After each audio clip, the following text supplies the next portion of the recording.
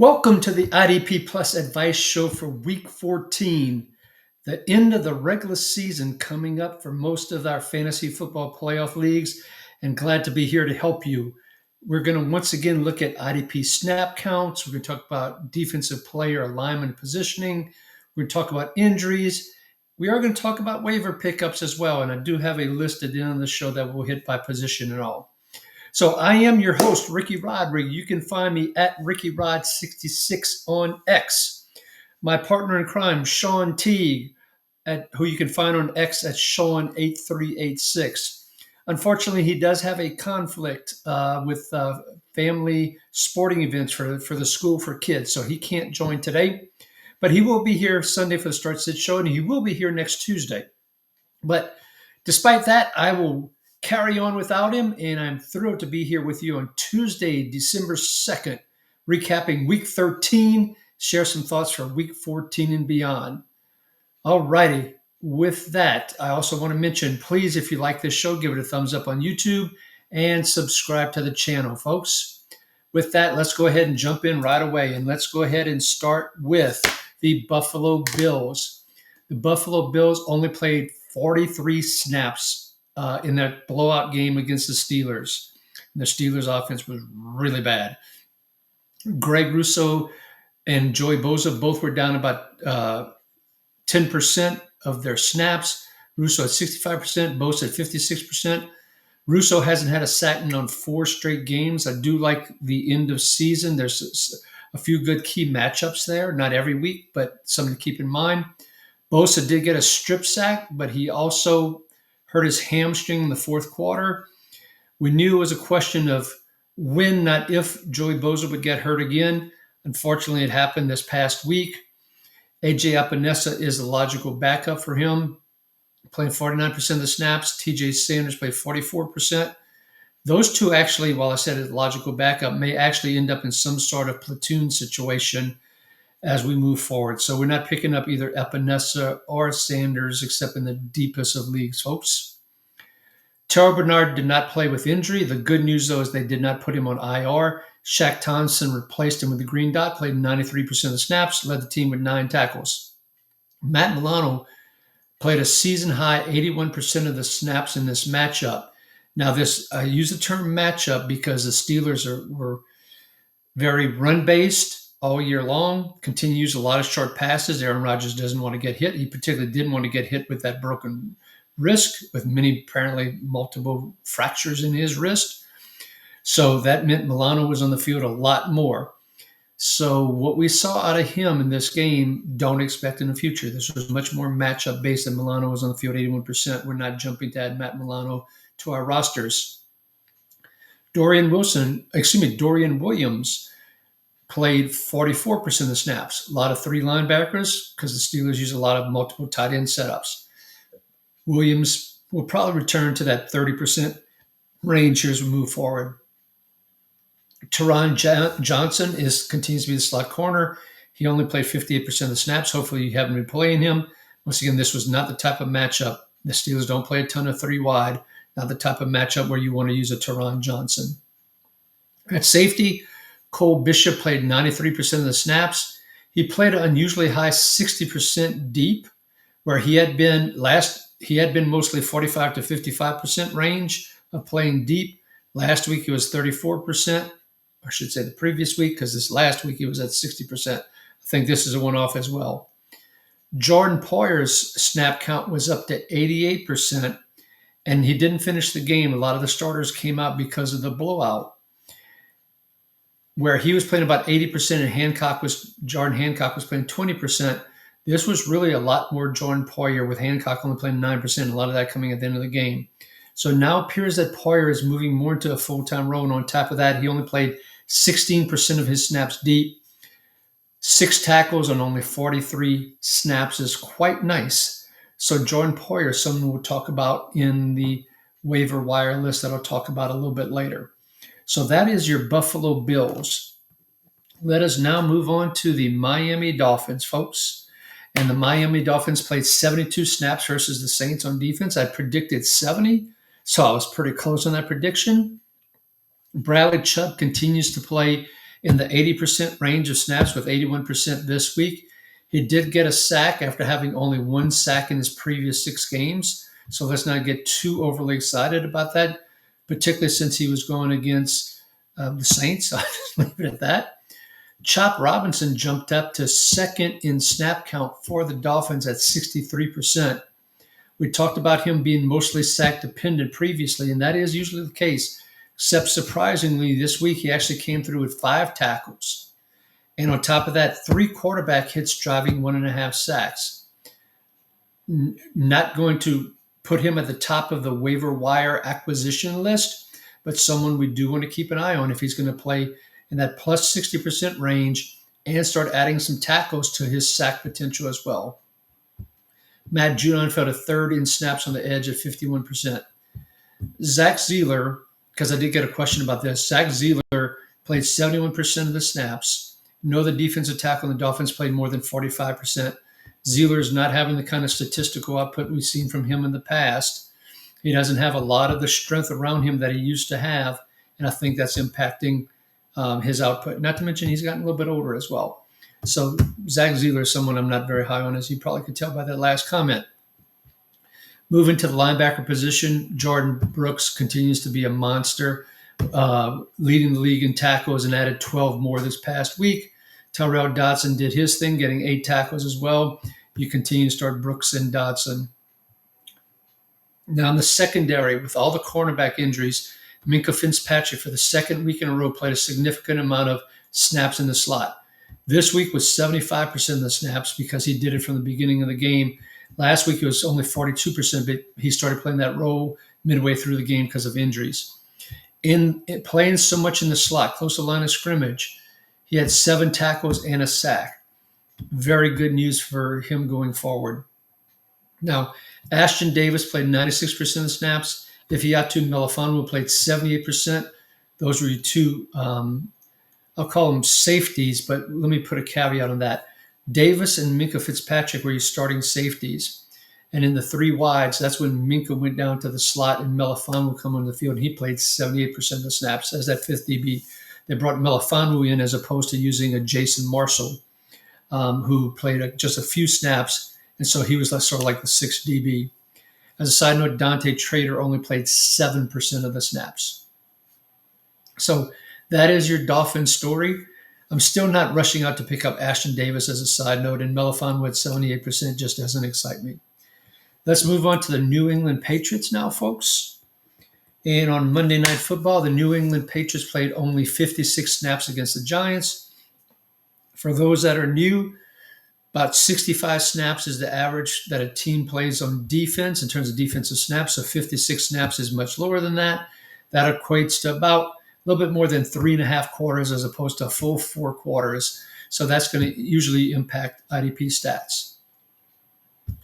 Christian Ellis only played 63% of the snaps as the number 2 linebacker. And I'm starting with him because he was the leading tackler with 10 tackles and a pass defense. Not to mention a nice smack of Jackson Dart, who didn't run out of bounds, tried to run down the sidelines. That dude's going to get killed if he doesn't start taking care of himself a little bit better. Now, I didn't have a chance to double check this, but the stats I looked at said Robert Spillane only played 70% of the snaps. And with that, he only had 2 tackles. I did not realize that while I was watching the game, and I have to admit I wasn't even looking for it because I didn't expect him to play less than his typical 95+%. So I'm going to research that a little bit more, and we'll probably talk about that more in the Start Sit show on Sunday morning that Shawn and I will be hosting at 11 a.m. Eastern, 10 a.m. Central. Come join us, folks, particularly with this being the last week before playoffs start. We'll know more about Spillane at that point in time. And then Jack Gibbons, as an FYI, played 52% of the snaps with 3 tackles. Jelani Tavai returned from injury, played 16%. Marte Mapu even played 7 tackles, had a couple of really nice pass defenses as a side note. But anyway, there was always this rotation at the 2nd/3rd linebacker position for the Patriots. Now, is there a chance that Spillane is part of some sort of rotation as well? Now, the Patriots are going on bye in Week 14, so There's a risk going into week 15 when fantasy playoffs start. If you want to rely on Spillane, will he play the snaps that you need? Significant risk unless we learn more information. On the edge, Kayvon Chason, 70% of the snaps, didn't get us a sack, but actually contributed to 4 tackles. Harold Landry was down to 55% of snaps, 5 tackles plus what I would call, let's just call it a lucky sack. I'll leave it at that. Christian Barmore, 77% with 5 tackles. Snap count continues to be a little bit elevated with Milton Williams being on IR. Jalen Hawkins and Craig Woodson both played 90+%. Hawkins actually played 100%. Hawkins played 57% deep. Woodson played 64% deep. Hawkins isn't getting the big plays to go along with the lower tackle count that he's had during the year. So with him just having the tackles, which he only had 4, and not getting the big plays like a sack or on a blitz or an interception, hard to play Hawkins. Also hard to play Woodson at 64% deep, even though he did get 6 tackles. Marcus Jones played 75% of the snaps in the slot. 75% of the snaps, of which 79% of those were in the slot. Of course, he had the nice punt return for a touchdown. He had another nice punt return as well. If you were in return yardage leagues, along with his defensive capabilities, Marcus Jones is truly very valuable. And once again, as a reminder, the Patriots are on bye in week 14. Okay, let's go ahead and move to the New York Jets. If my mouse will cooperate with me, folks, and it is not cooperating with me. The New York Jets, as I write down the timestamp, apologies for that too as well.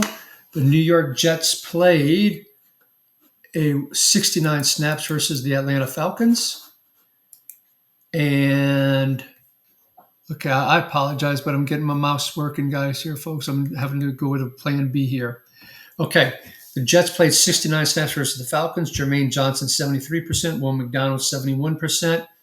Surprisingly, Will McDonald had 4 tackles. He did have 4 quarterback hits, but no sacks. But usually McDonald is usually sack or bust. He did get 4 tackles, but that is not something regular, and we still don't want to chase Will McDonald. At linebacker, Jamin Sherwood did play 100% of the snaps. He only played he only had 4 tackles. At some point midway through the second quarter, I was actually looking, and I was surprised to see that Jamin Sherwood didn't have any stats. So I started doing some research to see if Jamin Sherwood had actually been benched or something along those lines, and I did not see where he had been benched. So he just had a poor outing with 4 tackles on 100% of the snaps. Don't have a good excuse or reasoning as to why. Just did not have a great outing. Quincy Williams played 99% of the snaps and had 8 tackles. Now, I talked about this some last week that I was surprised that when Marcelino McCrary-Ball was activated from IR, that he was still the number 4 linebacker, and Kiko Malagoa played the number 3 linebacker role. This week, it flipped as I would have thought would have happened last week, where McCrary-Ball was the number 3 linebacker at 42%. Malagoa got on the field for about 12% of the snaps. So if something were to happen to Quincy Williams or Jamin Sherwood, Marcelino McCrary-Ball would be the person to pick up, not Malagoa. I don't think McCrary-Ball is worth stashing. I just wanted to call that out for everyone to be aware of, that is who you would target if Sherwood or Williams were injured here late in the year. Hopefully neither one is. At the cornerback position, Azariah Thomas and Brandon Stevens continue to be the top 2 since the Sauce Gardner trade. Jarvis Brownlee was out with an injury, so Jasir Taylor, who they acquired from the Chargers right before the trade deadline, he moved in and became the slot cornerback in this game for the Jets. At safety, Tony Adams left the game after only 42% of the snaps. Only 34% of that was deep, so nice alignment. He had 5 tackles and a sack, but he left with injury. When he left, Isaiah Oliver was the person that replaced him. Malachi Moore played 100% of the snaps at safety, only played 41% deep, and led the team with 10 tackles. We've been continuing to monitor Malachi Moore, talked about him a little bit positively in the last week or two. He's someone on the waiver wire we need to bump up the list from a safety perspective. Okay? Now, the lack of deep snaps for Moore and Adams, though, I do want to call out, could have been because of the matchup of the Falcons. And the Jets probably weren't worried, even with Darnell Mooney, about the Falcons beating them deep with Kirk Cousins at quarterback. And of course, Drake London was out as well. So that probably was part of the reason they played very close to the line of scrimmage. And so that could be matchup dependent. So let's just keep that in mind, folks. All righty. Next, we're going to move to the AFC Central. And we're going to move to the Baltimore Ravens, who laid an egg on Thanksgiving night. Not quite a turkey analogy, but I think you get it. They sucked. The Ravens offense did, at least I should say. And the Ravens, as I record the timestamp here, played a whopping 83 snaps. Now, 83 snaps is basically over 5 quarters of a game, which were played in 4 quarters, by the way. That's going to inflate these stats. So we always got to be careful when a team plays this many snaps, how it could impact the results and it could impact our thoughts about players. So we want to be careful about not going too far. So starting on the edge, Mike Green actually moved to the playing the most snaps on the edge for the Ravens, or moved back, I should say, at 74%. And he had 5 tackles again this week. He continues to be productive. And we talked about last week a lot of these rookies who are now becoming more like second-year players as we get later in the year, as opposed to just rookies, and continue to improve. Draymond Jones, 65%, and no stats generated by Draymond Jones this past week. After having 4 tackles in a second half the week before, we got a goose egg from Draymond Jones this past week. Well, I got all kind of turkey and eggs and goose eggs analogies today. Kyle Van Noy was down to 45%. Surprised he was down. Now, part of it could have been because there was 83 snaps. So in total, he might have played his normal amount of snaps. Carl Lawson was the 4th edge, not David Ojabo, and Lawson played 31% of the snaps. Travis Jones played a very nice, healthy 77% of the snaps. Been talking about him as a defensive tackle pickup, even though he's more of a nose guard type, because he continues to get us a lot of tackles, mostly with 6 tackles, including tackle for loss, and he threw in a quarterback hit this week. So we like us some Travis Jones as a number 2 defensive tackle. Roquan Smith played 100% of the snaps, 11 tackles for the second week in a row, led the team in tackles again. Teddy Buchanan was at 74% and had 7 tackles. Now, 74% on 83 snaps is almost a full game, basically. So that's Buchanan's numbers. You can use him as a low-end 3, high-end 4, but I expect him to remain in that 75% range. And the reason is because they continue to use that 3 safety alignment with Kyle Hamilton, Malachi Starks, and Eloy Gilman. Hamilton was questionable going into the game, but he ended up playing 100% of the snaps. He had a very nice 6% blitz rate and only played 1% of his snaps deep. Love the alignment for Kyle Hamilton, and he is a stud player. Malachi Starks played 60% deep. Eloy Gilman played 43% deep. So I think we're seeing the alignment with Hamilton basically 99% close to the line of scrimmage. Eloy Gilman kind of next in terms of close to the line of scrimmage, and Malachi Starks always playing the most deep snaps. Nate Wiggins at cornerback left the game with an injury. He was replaced by Chidobe Awuzie. Marlon Humphrey played 100% of the snaps and certainly stuffed the stat sheet. And he did that while only playing 20% of the snaps in the slot. Now, he did have a 6% blitz rate as well, which helped him a little bit. So with Wiggins out, Humphrey's going to probably be needed more on the outside. And for him to repeat that kind of line, and probably they're not going to play 83 snaps coming up in their next game. So manage your expectations on Marlon Humphrey. Let's move next to the Cincinnati Bengals. And the Cincinnati Bengals played only 60 snaps versus the Ravens. Trey Hendrickson was out again and is doubtful for this coming week. Shamar Stewart is on IR. Cam Sample was out. So thus Joseph Asai was all the way up to 83% of the snaps. This was I'm going to call it a career game for Osai at this point in time, folks, because Osai had 4 tackles, 4 quarterback hits, and 2 sacks. That also says a lot about the Ravens' offensive line and says a lot about Lamar Jackson, his injuries, and what kind of how Lamar Jackson isn't the typical Lamar Jackson that we're used to. Okay. Miles Murphy played 88% of the snaps. We've called him on this show a volume based opportunity, a low end defensive end three. And with that, he got 3 tackles in a pass defense. That's about what you can expect from him. BJ Hill played 63% of the snaps with 5 tackles. At linebacker, we have Barrett Carter playing 100% of the snaps. Bummer that he only had 5 tackles. He was producing quite well. He had 10 plus tackles in 4 of the last 6 games. Now it's 4 of the last 7 games where he's had 10 plus tackles. Demetrius Knight came down slightly, down to 70% after being at 85%. I think that's where we can expect him going forward, that 70-80% range. Oren Burks was number 3, and he was back up to the 52% range. So I think that's how we're going to see Knight and Burks for the rest of the year. Knight in that 70 to 80% range, Burks probably in that 45 to 55% range.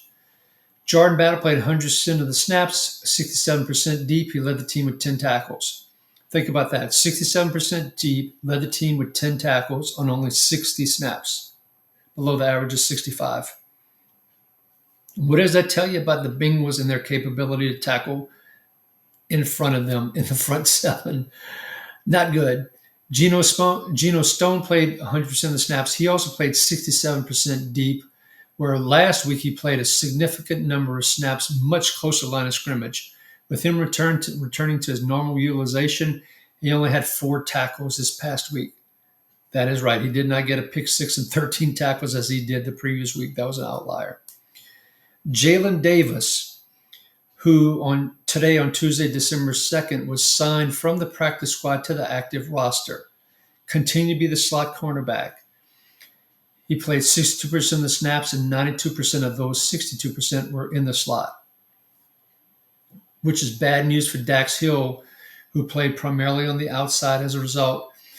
He did luckily have 6 tackles and was second on the team with those 6 tackles, but not a good alignment situation for Dax Hill as we move forward. Okay, next we're going to move on to the Cleveland Browns, folks, who played 67 snaps against the San Francisco 49ers. And now that game was a bit of a blowout. And so when that happens, you're not going to see a full utilization of players on the field, meaning they don't play their typical number of snaps. Carson Schlesinger did play 94% and had 10 tackles. Tackle for loss quarterback hit 4 straight games of 10-plus tackles since this, quote, high ankle sprain. Pretty amazing for the rookie. Devin Bush was down to 73%. Myles Garrett was at 91%. He did get 5 more tackles, and he did get another sack, so that puts him at 19 sacks for the year. The record is 22.5. I think he's got a good chance of breaking it. Alex Wright was still out with a quad injury. Isaiah McGuire, who has been his backup and has been doing okay, he got injured during the game as well, and he only played 33% of the snaps. And then Cam Thomas played a season-high 57% of the snaps, but you will not hear Cam Thomas's name when I talk about waivers a little bit later. Mason Graham was at 73% and continues to drive some productivity with 4 tackles, a quarterback hit. But unfortunately, Malik Collins, who was having a career year with 6.5 sacks, suffered a season-ending quad injury. We're not chasing Shelby Harris or Michael Hall. Shelby Harris was someone we might have chased 6-7 years ago, but not now. And Michael Hall's not ready for prime time for our IDP teams. Grant Delpit only blitzed 3.2% of the time, did play 94% of the snaps, particularly in non-deep leagues. I'm done with Grant Delpit, even though he's an LSU Tiger, folks, particularly if they're not going to blitz him to try to generate those big plays. Next, move on. Ronnie Hickman at 93%. Now, due to the bad weather, he only played 61% deep. And I'll say not only due to the bad weather, but Brock Purdy, if you watched the game the week before, really struggled with throwing the deep ball with any kind of accuracy and threw a bunch of interceptions. So combination of Purdy not wanting to throw deep in the bad, windy conditions, that led them to put Hickman playing a little bit closer to the line of scrimmage than he typically does, which kind of contributed to his better stats this week. But let's not chase Ronnie Hickman, folks. Okay? The Steelers, a lot to talk about there. So I'm recording the timestamp for the Steelers. They played 74 snaps against the Bills. the Bills absolutely ran it down their throats. That drove a significant increase in front seven tackles with all the running that the Bills did. But let's start with the edge, where Alex Highsmith returned and played 73% of the snaps, TJ Watt 82%. TJ Watt only has 7 sacks on the year compared to a lot of others. TJ Watt is falling out of that upper tier of edge players. He's probably in the next tier down. He's not in the same bracket with the Myles Garrett and Micah Parsons as examples, the Nick Bosas. He's now a tier down, and PFF's grading and so shout out to PFF. But they're saying that TJ Watt has not been winning as much in his pass rush win rate as he has in the past. With Highsmith healthy, what do we know happens to Nick Herbig? Herbig all the way down at 39%. Can't use him when Highsmith is active. Or if you do, it's a hell of a risk. Derek Harmon was out this week, injured. Mike Tomlin has already said that Harmon won't play in week 14. Yahya Black played 62% of the snaps in Derek Harmon's absence and had 9 tackles. This is part of the reason I called out the outliers when I first started talking about the Steelers. I'm not expecting Yahya Black to get 9 tackles on 62% of the snaps every week. And when Derek Harmon comes back, Yahya Black is someone that is not going to play nearly as many snaps, at least not this year. So Black is someone for the future to stash maybe on taxi squads for dynasty, but not for this year. Unless Harmon gets ruled off for the rest of the year, then in your deep release, maybe Black is someone you can consider, but don't expect 9 tackles. Patrick Queen at linebacker played only 45% of the snaps and then left with an injury. The gamut has been reported in terms of it was a hip injury. It was a bruise. We're not sure what it was right now. He did have 6 tackles before he left, but with him leaving the game, Peyton Wilson took on the green dot, played every snap after Queen left, did not do that before Queen left. Wilson played 72% of the snaps in total and had 14 tackles to lead the team. Malik Harrison played 70% of the snaps, had 8 tackles. Cole Holcomb played 22% of the snaps. So if Queen is out, expecting Peyton Wilson 100% of the snaps in the green dot, Malik Harrison, sorry about that, with the number 2 linebacker role with maybe a little bit of a platoon with Cole Holcomb going on there. At the safety position, Kyle Duggar played 99% of the snaps, so he continues to play a full-time role since he was acquired from the Patriots. This week, he only played 27% of the snaps deep. That is an unusual number for him. I would have expected more, about 40%, but because the Bills were running so much, they probably moved him further down to the box even more than normal because they were trying to help stop James Cook and Ray Davis and Ty Johnson in that Bills running game. So I do expect him to play a little bit deeper, but I would expect 5 or 6 tackles in his role going forward on a week-to-week basis. Jalen Ramsey was the other full-time safety, 62% deep, 9 tackles. We've talked about it before, but as a reminder, he is a cornerback eligible, playing safety, still playing a little bit more deeper than we'd like, but because of the tackles he's getting as a cornerback eligible, Jalen Ramsey is pretty tasty right now in terms of playing him. Joey Porter played 100% of the snaps at one cornerback position. James Pierre and Asante Samuel, who they called up from the practice squad, basically did a little bit of a platoon at the number 2 cornerback position. Darius Slay was a healthy inactive. Darius Slay was released here today on Tuesday, December 2nd. Now the question is, who's going to take his role? Will it be Pierre? Will it be Samuel? Will it be a continued platoon? My feeling is that as Samuel ramps, and by the way, he got signed to the active roster, that is Asante Samuel. They moved him from the practice squad. And so I do expect Samuel to take on the number 2 role ahead of James Pierre, but he might need a little bit more playing time, one more week of ramping up before that fully happens. So be careful about putting him into your lineup right now in a cornerback required league. And remember, he's not playing the slot, which he did a lot of with the Chargers. At least he did in this past week. I do expect Brandon Echols to continue to be the primary slot cornerback as he was this past week, playing 62% of the slot snaps. He played 46% in total. 62% of those were in the slot. Asante Samuel played very little in the slot. Basically, he only played Samuel, let's put it this way, played 86% of his snaps out wide. So that, I think, tells us a lot. So Porter, Samuel outside, Echols in the slot. That's Ricky's prediction. Could be wrong. Could be Pierre over Samuel. Could be Samuel over Echols in the slot. But as of now, you heard what I think. All right, next we're going to move to the AFC South, and we're going to move on to the Houston Texans, who played 54 snaps versus the Colts. And I'm sorry, folks, I got to get something to drink.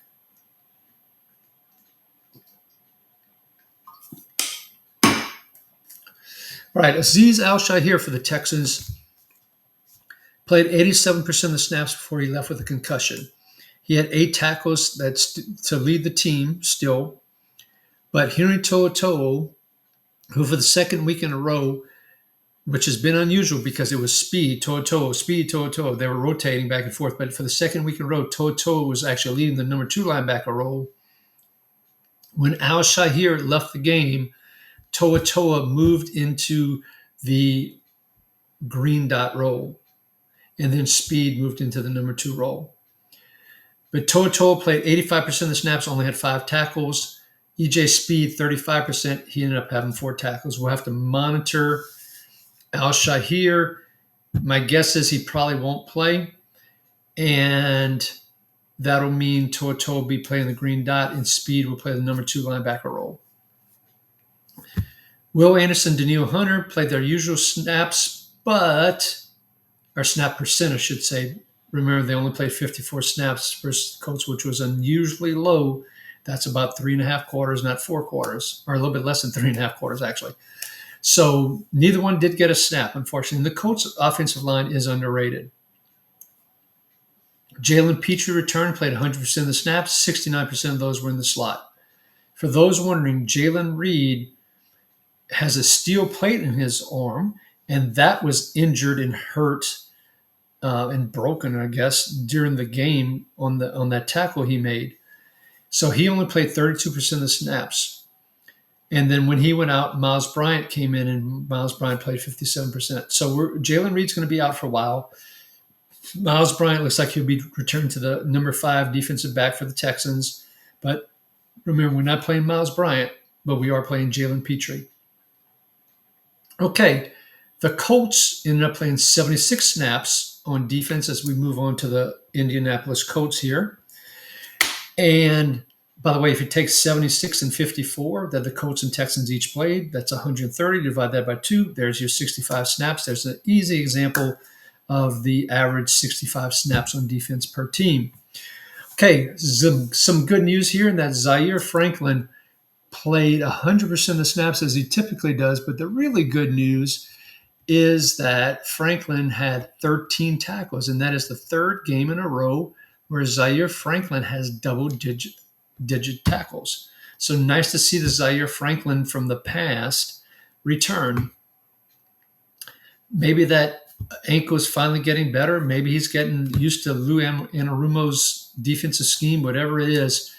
3 games in a row with double-digit tackles for Zaire Franklin. Jermaine Pratt was at 84%, so continues to stay in that mid-80% range. Had 9 tackles. Now, hoping no one was expecting the 20 tackles again, like he had in that outlier game when they played, 90-something snaps a week before against the Chiefs, but still another solid game for Jermaine Pratt. Jalen Carley's was not activated once again from the 21-day injury window. I believe the 21-day window runs out this week. I expect him to get activated. I don't expect him to play a whole lot on defense this coming week, but it'll be interesting to watch. Does he get into a platoon with Pratt, where Pratt comes off the field on passing downs as he did early on when he first joined the Colts. That'll be something to watch. And if that happens, both Pratt and Carley's, neither one may be playable in that kind of situation. So Carley's is someone I'm not rushing to pick up like I would have been if the Colts wouldn't have signed Pratt after the Raiders released him. But that's the scoop with Colts linebackers for now. As I cautioned here last week, with Samson Ebicon, and Tyquan Lewis coming back from injury and getting ramped up last week, I expect they would play more snaps. And that certainly ended up happening and brought Latu snap count down all the way from 84% to 67%, which I think is about where it'll be, 65 to 70% going forward. Kwity Paye was down to 63%. When you're on the field less, you're going to have a lot less opportunity for these freaky interceptions that Latu's got. He is a good pass rusher, though, but this week, unfortunately, he only had 2 assisted tackles on those 76 snaps. And the Houston Tackles offensive line, to their credit, continues to improve. And I've said that a couple of times over the past few weeks here. So the Texans aren't the chumps that they had been earlier in the year on the offensive line. Ebicon, by the way, played 42%, Lewis 28%. JT Tuimoloau, the Ohio State second rounder, who I butcher every week, surprisingly also played 20% of the snaps. And I believe, if I remember correctly, he had 2 quarterback hits. So if this becomes a 5-person rotation, this could become even uglier here for the edge players in terms of being able to have high snap percentages, which was a problem in 2024 as a reminder for a lot of these guys. Now, what I didn't get a chance to check, being quite honest, was did JT Tuimoloau, once again, apologize for butchering his name here, did he play some of those snaps on the interior, particularly in pass rush situations? I did not get a chance to double check that, folks, so I don't know. Of course, DeForest Buckner continues to be on IR, speaking of the interior. Adetomiwa played 65% of the snaps, and he had 4 tackles and a sack after having had a sack the week before. I told y'all that was someone in that Armstead role, and part of it might be the role is this defense that can be kind of productive here. So good news for him and someone while Buckner's out, and we'll talk about him on the waiver wire list a little bit later as well. Nick Cross and Cam Bynum both played the 100%, Bynum 59% deep, Cross only 25% deep. When Sauce Gardner went out at injury at the cornerback position, it became a platoon of Mekhi Blackmon and Jalen Jones. I don't know if platoon is quite the right word. Let me rephrase that. Blackmon really was the number 2 cornerback next to Charvarius Ward. Kenny Moore was the slot cornerback, and he only played 74% of the snaps, with 84% of those being in the slot. Jalen Jones also got some run on the outside as well. So Blackmon was really more the number 2 on the outside, with Jones get a little bit playing time, but not. I don't want to call it a full platoon necessarily. But either way, we're not playing Blackmon or Jones, and so I'm rambling too much, so we'll move on. The bigger news is Sauce is expected to miss a few weeks. Not that you're playing him, hopefully, from an IDP perspective, but Kenny Moore is really becoming a full-time slot person, slot cornerback, and not playing hardly at all on the outside anymore. So that's bad news for his IDP potential. Okay, let's move on to the Jacksonville Jaguars, folks. And the Jacksonville Jaguars played only 59 snaps against the Titans in a blowout game. Foye Oluokun only played 86% of the snaps, and that's why he had only 6 tackles, between a lower amount of snaps at 59 in total for the team, and only played 86%. Devin Lloyd played 83% and had a surprising 8 tackles. That's unusually high for him. Don't want to expect that every week. He's still playable, but oftentimes you're relying on big plays for Devin Lloyd. We've talked about that in the past. Travon Walker missed this game with an injury. No injury update again this week. And I should have said again, because he's missed multiple games since he injured that knee. No word yet. He didn't have any limited practices last week. I'm not holding out much hope for him playing this coming week. Josh Hines-Allen, 73%, 3 tackles and 2 sacks after a slow start. 5.5 sacks in the last 5 games with some favorable matchups through the end of the year. Not every week, but some weeks.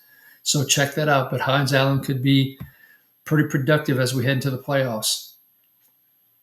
Dennis Gardeck played 63% of the snaps. I did caution against using him, and he came down to earth a little bit versus the previous week. Or I should say came down to earth a lot. But as Walker returns, you can see Gardeck's playing time come down. Eric Armstead was out. Mason Smith led the defensive tackles at 68%, only had one assisted tackle. Not even stashing him in Dynasty right now. At cornerback, Jordan Lewis did return as a caution last week was a risk to Jerry and Jones. Now, he only played 71% of the snaps, but of those, 91% were in the slot. None were out wide. Jerry and Jones fell all the way to 53% of the snaps. He actually played 84% out wide and only 16% in the slot of those 53%. Greg Newsom only played 71%. Monteric Buster Brown played 70%. So as the game became a blowout, Jerry and Jones also got more time outside. Andrew Wingard and Antonio Johnson played 86% of the snaps at safety. Eric Murray, as I mentioned last week, his 21-day window was open. He could return soon. Whereas expecting him, particularly because of his contract, to jump into Antonio Johnson's role and send Johnson back to the bench, now I'm kind of wondering, will that actually happen? I tell you this because if Murray gets activated from the IR, I'd be cautious about playing either Johnson or Murray. I feel safe about playing Wingard, but not Johnson or Murray once Murray is activated from the IR list. All right, next we're going to move to the Tennessee Titans, folks. And the Tennessee Titans played 63 snaps versus the Jaguars in that blowout game. Cody Barton played 100% of the snaps. Now, an interesting stat, there's only two linebackers that have played 100% of their team snaps. One, Devin White with the Raiders. Two, Cody Barton. And we've kind of joked about it on the Start Sit show. We've joked about it on this show with Shawn here. For all those snaps that Cody Barton plays, he certainly does not make a lot of tackles. And he only had 2 tackles in this game. Oh, frustrating. I hope you're not forced to play Cody Barton. I'll just leave it at that. Cedric Gray played 89% of the snaps. He had 9 tackles. Good news for Gray is that because Barton can't tackle, Gray gets to accumulate some tackles. Jeffrey Simmons played 81% of the snaps at defensive tackle. He had 6 tackles and a sack. He showed some frustration and got a 15-yard penalty during the game. So while he was still productive, and that was still fairly early in the game when that happened, I do have some concerns about Jeffrey Simmons and his motivation as we get closer to the end of the year. I think he's clearly frustrated at Tennessee's record and the continual losing and so forth. Jihad Ward had 2 tackles and a sack on 79% of the snaps. Remember the week before, he had no stats. He is defensive tackle eligible, but don't chase him, folks. Arden Key played 67% of the snaps on the edge. After 2 good weeks with a sack each week, basically didn't do much this week, 3 assisted tackles. At the cornerback position for the Titans, Darrell Baker played 100% of the snaps. He only had 3 tackles and 1 pass defense. There was that first game he played when he started where they attacked him like crazy and he had double-digit tackles. That has just gone by. Now, Sam Womack had been in a platoon with Jalen Armour Davis. Armour Davis was out with an Achilles injury.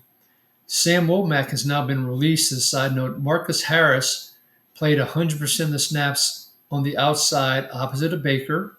So where Harris was the slot cornerback, he went to the outside.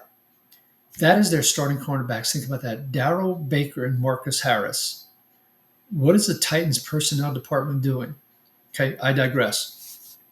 But with that, with Armour Davis with the Achilles injury, Womack being released, they went with 3 safeties with Xavier Woods returning.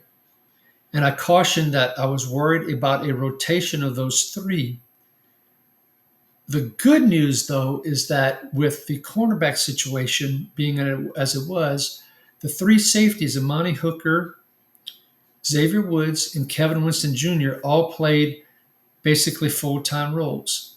Amani Hooker played 94% of the snaps, only 31% deep, but unfortunately only had 4 tackles. Xavier Woods, 92% of the snaps. He played 71% of the snaps deep.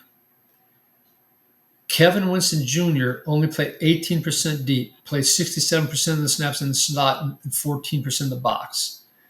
Very different from the previous 2 weeks, and that led him to having 8 tackles and a sack. The caution I have on Kevin Winston, and I've been excited about him, I've been waiting for them to play him more, is that if Jalen Armour-Davis comes back, then they have those 3 cornerbacks. Does Marcus Harris go back into the slot with Armour-Davis and Baker on the outside, and then Hooker and Winston and Woods are then rotating at safety? I think there's a high probability that happens if Armour-Davis is active. So for Dynasty, I definitely would like Winston if you're into stashing safeties. I think he has big upside. But be cautious about playing him this coming week if Armour-Davis is active. All righty. I need another drink of water. Sorry, folks.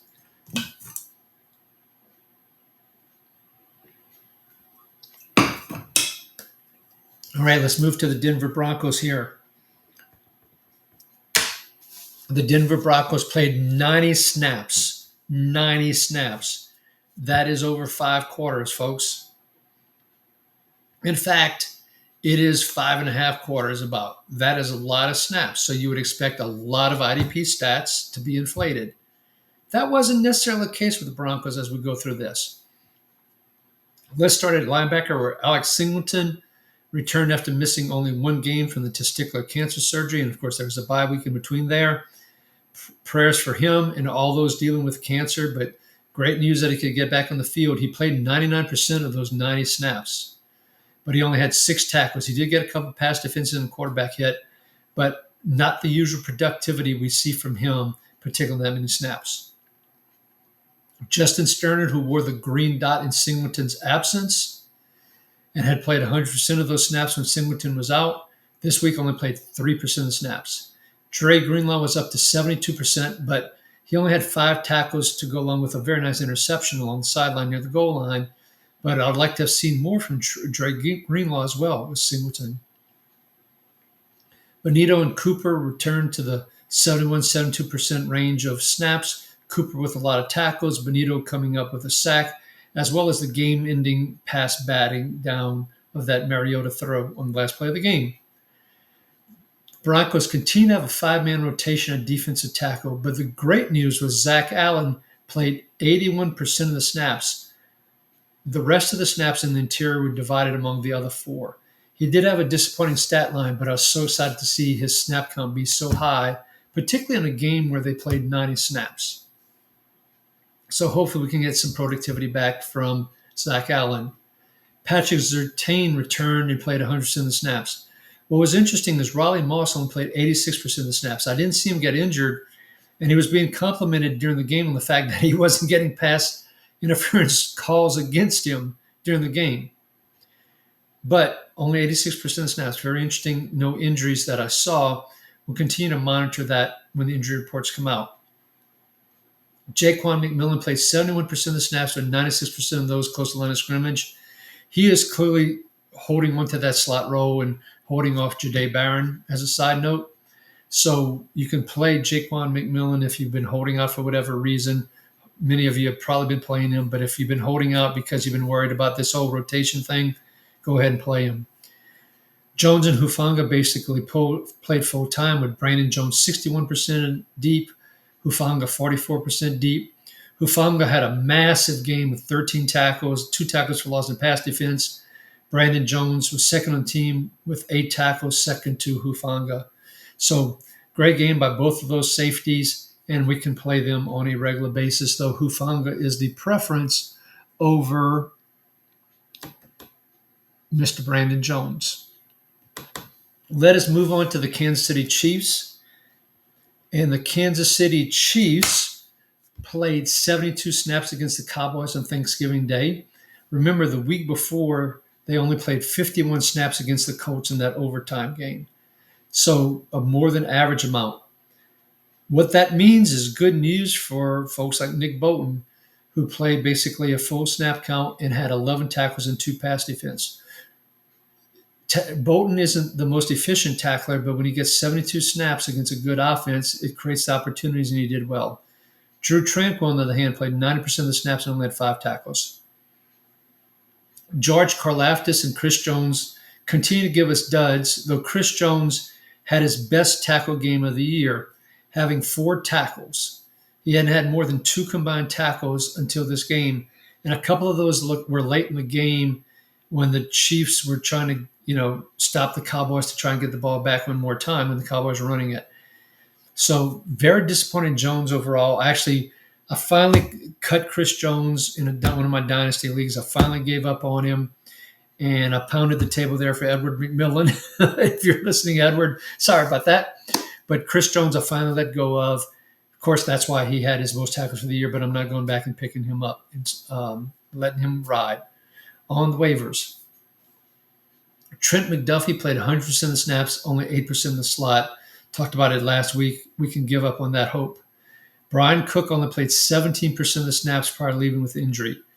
Chris Roland Wallace, that's hyphenated, Roland Wallace, who had become the number 5 defensive back, he was declared out before the game because of injury. So Jaden Hicks ended up playing 84% of the snaps. Mike Edwards, 64%. Jaden Hicks only played 17% deep, where Edwards played 63% deep. But this was because both Cook and Roland Wallace were out. So we'll watch the injury reports. If Cook and Roland Wallace are both out again, and if Hicks is only going to play 17% deep, he is potentially playable depending on the matchup if it looks like the Chiefs are going to be on the field at least a normal amount of snaps. Something we'll want to watch. Now, I'll be honest with you, I forgot to include Jaden Hicks on my waivers list that I'll talk about later in the show. So that's why I encourage you to try and listen to the whole show and not just at the very end. Shamari Connor played 96% of the snaps deep, almost everything close to the line of scrimmage, finished second on the team with 9 tackles, and had a 5.8% blitz rate as a side note. All right, let's move on to the Las Vegas Raiders. And the Las Vegas Raiders played 67 snaps against the Chargers. Devin White played his usual 100%, as I talked about earlier in the Cody Barton comments. He had 11 tackles to finish second on the team. We've talked about the number 2 linebacker position and what a mess it is, and stay away from it. Well, both Landon Roberts and Jamal Adams basically played exactly 46% of the snaps. Max Crosby had an incredible game, basically played every snap, 9 tackles, 4 tackles for loss, and 2 sacks. So even though his sack total isn't as high as maybe in previous years, he's racking up tackles and tackles for loss, which is phenomenal, keeps him in that top tier of edge players. Malcolm Kuntz had a sack for the second week in a row, but only played 31% of the snaps, so do not chase Malcolm Kuntz. Charles Snowden was second, by the way, at 49%, but remember, we're not using him. We're not chasing him. At defensive tackle, Jonah Luau, 78%, Adam Butler, 63%. Adam Butler did have 6 tackles, but we're not chasing him either. Jeremy Chin only played 2% of the snaps deep as we moved to the safeties. He played 100% of the snaps and had 17 tackles to lead the team. That's only on 67 snaps, so why can't he do that every week is my only question with the utilization that he is getting. But at least for this week, awesome monster game from Jeremy Chin. Okay, a rotation continues at cornerback across from Eric Stokes. So Caillou Blue Kelly had another interception, which makes his points look great, not getting tons of tackles. He only played 51%. Darren Porter played the other 49%, the rookie out of Iowa State. Be careful about trusting Blue Kelly. Given that kind of playing time, folks, that is a big risk to take it on an outside cornerback. All right, let's talk about the Chargers here. The Chargers played only 48 snaps on defense versus the Raiders in that blowout game. But as we talked about, when you play in the Raiders, you play particularly your edge players that are good. You play them. We talked about that. We're going to continue to say that. So even on those limited snaps, Tuli Tuipulotu had 7 tackles, 4 tackles for loss, 2 sacks, and a pass defense. That gives him at least 1 sack in 5 of his last 6 games and 10 for the year. Khalil Mack had 4 tackles, a couple quarterback hits, and a half a sack as well. What's the rule? Play your edge players against the Raiders offense. Okay. Deshaun Hand, 56% of the snaps to lead the interior defensive line for the Chargers. The only reason I bring that up is Justin Eboigbe was all the way down to the fourth in terms of snaps interior defensive line. I had some high hopes for him, but his snap count continues to come down, or snap percentage continues to come down. So we can't play Eboigbe, folks. Too much of a risk. Deion Henley, who is in play for one of the biggest disappointments in IDP this year. 100% of the snaps, 3 tackles, half a sack. Now, in fairness to him, there's been a lot of games where the Chargers have played less than the average 65 snaps, but even within that, his tackle efficiency has not been very good. Very disappointed for Deion Henley, continues to drop down dynasty rankings. Denzel Perryman played 60% of the snaps and had 7 tackles for comparison against Henley, who had played 100% of the snaps with only 3 tackles. Derwin James continues to play an every down role. Unfortunately, only 2 tackles and a half a sack. Once again, only 48 snaps against a pretty bad offense. That contributed to Derwin James's bad game from an IDP perspective. Elijah Molden, 96% of the snaps. Tony Jefferson and R.J. Mickens continue to rotate in that third safety position. Why is that important? Because the Chargers aren't playing any cornerbacks in a full-time role, sort of like copying what the Rams have done. I don't think there was any cornerback that played more than 77% of the snaps, and I believe that was Tarheeb Still. And even with that, Still only played 27% of his snaps in the slot compared to last year where he played a lot more. So we're not playing any of the Chargers cornerbacks. All righty, that wraps up the AFC. We are going to move next to the NFC, folks, and we're going to start with the NFC East, and we are going to start with the Dallas Cowboys. And the Dallas Cowboys had 66 snaps versus the Kansas City Chiefs on Thanksgiving Day. As I mentioned last week, this really is a totally new defense with so many players being acquired / being activated from IR. The linebacker situation is a little bit of a mess right now, and there's only one I'm considering playing. So let's go through the linebackers. Kenneth Murray played 55% of the snaps. Shamar James, 18%. So remember, those were the 2 that were starting. Logan Wilson played 45%, so he was basically in a platoon with Murray. 55 and 45 gives you your 100. DeMarvion Overshown was all the way up to 70% of snaps and 6 tackles. Maris Lufa was down all the way to 8% of the snaps and had no stats for the second week in a row. It looks like Murray and Wilson are going to continue to platoon, but Overshown, I expect his snap count to continue to go up, continue to go up, continue to go up as he continues to ramp back in after that bad knee injury that had him out most of this year to date. This was, his second game going into his third game, if I remember correctly. I expect Overshown to be over 80% this coming week. I expect Overshown to be playable in your IDP leagues. Quinnen Williams was at 70%, continues to make a big difference on the overall Cowboys defense with 4 tackles and a quarterback hit. Osa Odigizua played 59% and had the same exact stat line as Quinnen Williams. Kenny Clark also played 59% of the snaps. But Williams and Odigizua are both playable as defensive tackles. Probably I'd have Williams as a DT1. I'd have Odigizua as a DT2. On the edge, Donovan Izuruku is the only one I want to play right now. He continues to play in that roughly that 60% range, even though he didn't have a huge stat line. Jadeveon Clowney was next at 44% for the second week in a row at 44%. He had 6 tackles and 2 sacks, but only 44%, and he has a hamstring-ish situation, and their game is Thursday night, and it is going to be a game-time decision. I don't like hearing game-time decisions on an edge player who's only playing 44% of the snaps. So we're not going to play Clowney. He might be someone worth stashing, though, because of all the changes they made on their defense, which gives him more freedom and less attention rushing off the edge. James Houston and Sam Williams were both at 29%. Dante Fowler was at 39% and got you a sack. That's about what I expect the rotation to be for the rest of the year on the edge, as well as defensive tackle as a side note for the Cowboys. Moving to the secondary, Kalen Carson was inactive. Deron Bland and Siobhan Revel, the rookie third rounder who should have been a first rounder except for the ACL injury. Those were your two primary outside cornerbacks.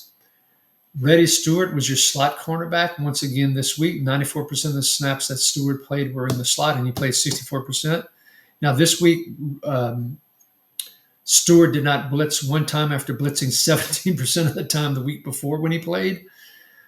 But I expect Stewart to take a backseat and move to the number 4 cornerback slot. Chavon Diggs started practicing this week. If he is activated, you have Diggs and Bland starting on the outside. When teams go to 3 wide, Bland will go to the slot, and you have Diggs and Revel on the outside. Stewart as your number 4 cornerback. He's not playable as a number 4 cornerback. That's how I think things are going to play out for the Cowboys cornerbacks. Malik Hooker got hurt at safety. He only played 55% of the snaps before he left. Marquise Bell, once again, was the one that replaced him. Wanye Thomas is on injured reserve. So Marquise Bell is into the number 3 safety position as a result. But let's not chase Marquise Bell, folks. All righty. Let us move on to the New York Giants. And the New York Giants played 65 snaps versus the New England Patriots. And let's talk about the linebacker position, folks, first. And Demetrius Flanagan-Fowles was out at the number 2 linebacker position. Of course, Darius Musa was on injured reserve. Neville Hewitt was announced as the starter by the broadcast team, but it was Zaire Barnes who was a number 2 linebacker, played 79% of the snaps, and he had a monster game with 13 tackles and a sack. Now, the Giants are going to bye in Week 14. I do expect Okereke to continue to play his 100% of the snaps, as the number 1 linebacker for the Giants. But Muasau could be back. Flanagan-Fowles should be available to play. So Zaire Barnes would be third of those. So it'd be Muasau, Flanagan-Fowles, then Zaire Barnes would be the order I expect them to play, depending on who's healthy and who's not. Okay? Keep that in mind. And remember, they're on bye. So if you're picking up one of these guys, taking a gamble or risk, because remember, that second linebacker role only typically plays about 75% of the snaps to 80%, somewhere around there. You'll be holding someone on bye in your last regular season week before the playoffs, holding a bench spot. Just keep that in mind if you pick up one of them. Brian Burns played 84% of the snaps, 2 tackles, no sacks for the second week in a row, but we're not giving up on him. Kayvon Thibodeau did not practice for the 3rd week in a row. Abdul Carter was benched in the first quarter. Twice in the last 3 weeks, he has had some sort of situation which caused him to be benched for part of the game. He's only 21 years old. I get it. They won't give any specifics. It's been reported that he was tardy. There are some other Twitter, I'll call them bogus accounts, that said he did something else, but apparently that was just a bogus account. Supposedly he was just tardy. But regardless, if he's doing that as a pro, you wonder what he was getting away with at Penn State. But he's got to figure out how to be professional. But in the time he did play, 69% of the snaps is what he did play. 4 tackles in his first sack, but he didn't get a tackle for loss. What does that mean? When he doesn't get a tackle for loss, it happens right at the line of scrimmage. So I can't remember on this one if it was a scramble where he made the tackle, or if that was somebody else right at the line of scrimmage, or as one he chased him out of bounds. Either way, it wasn't a sexy sack, but he got credit for a sack. Last week, I talked about Darius Alexander, leading defensive tackles at snaps at 54%. That was a career high for him. He had 4 tackles and 2 sacks, but I said that someone we're monitoring, we're not picking up. Told you not to chase him. Well, he was back down to 40%, didn't have a single stat. It was 0, nada, goose egg, zilch, whatever. So Darius Alexander, still a monitor, still not picking up. Dexter Lawrence played 74% on double check twice. Maybe I should have checked 3 times, but did not see him with any stats either. Got very interesting for the Giants at safety, where Jevon Holland played 100% of the snaps, 62% deep. Tyler Nubin returned, but only played 71% of the snaps. He only played 14% deep, which is fantastic on those snaps, and he did have 6 tackles. But Dane Belton played 71% of the snaps as well. He played 39% deep. I think I may have gotten one of those numbers wrong, folks. I think Belton played a little bit less. My apologies. But neither one played a full 100%, and they kind of cannibalized from each other, which wasn't good. Now, the question is, were they easing Nubin back in coming from injury? Did Nubin get re-nicked up during the game? Or is Belton playing so well that they decided to force a rotation? I'm not sure what the answer to those questions are. What I am going to tell you, though, is I'm not playing Nubin or Belton this coming week until I see this kind of shakeout, particularly if I need a victory to make it into the playoffs or for some sort of seeding thing for the playoffs. It's kind of risky. And actually, now that I think about it, they're on bye this coming week. So you can't make that call this week. So never mind. Okay. And maybe we'll get more information going into the week 15. Drew Phillips continues to be slot only as discussed. He only played 59% of the snaps this week, and he does not play outside cornerback. Let's move on to the Eagles now, folks. The Eagles played a whopping 87 snaps versus the Bears. Another game where a team ran the ball down the throat of the opponents, which the Bears did to the Eagles. Jalen Phillips played 77% of the snaps. Jalix Hunt creeped up to 70%. Of course, he got that nice interception and all.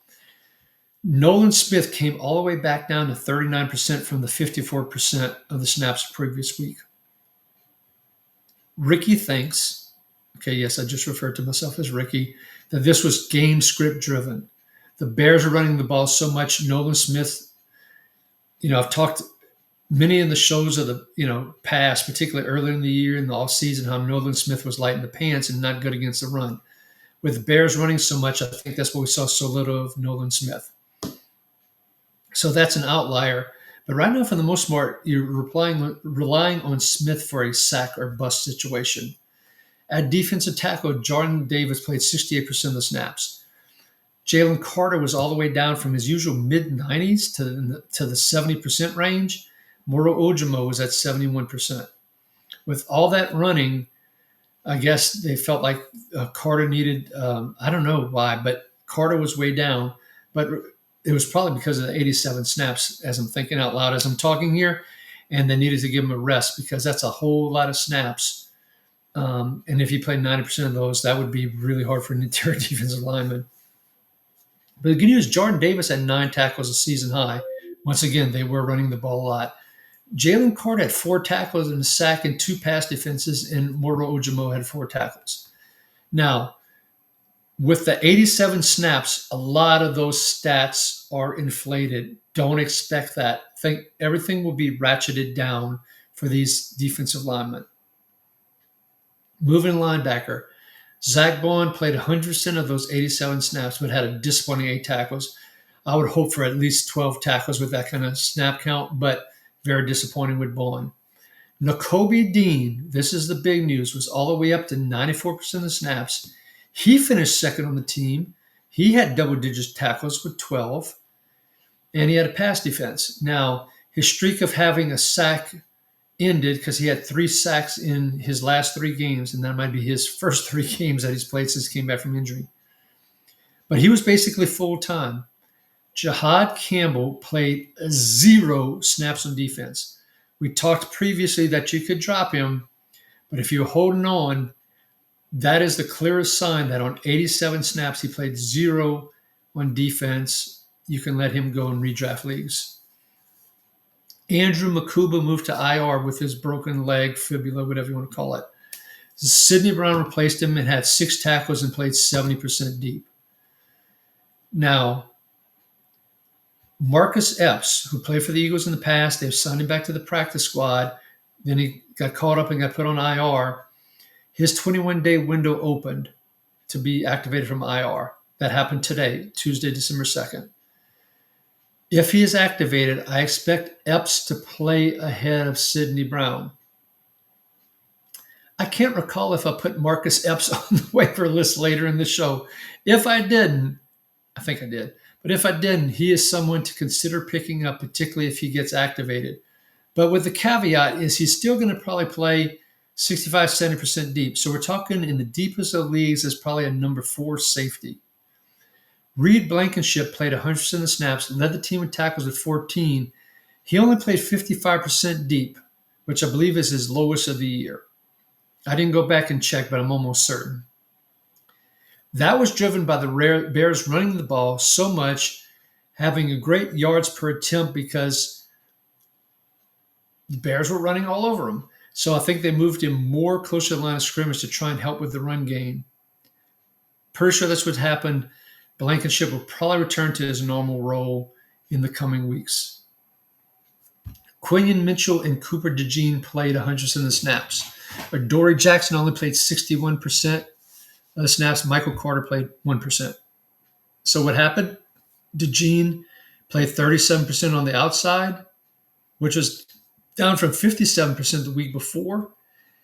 So in 3 wides, Adoree Jackson came in to the outside along with Quinion Mitchell. DeJean moved back into the slot.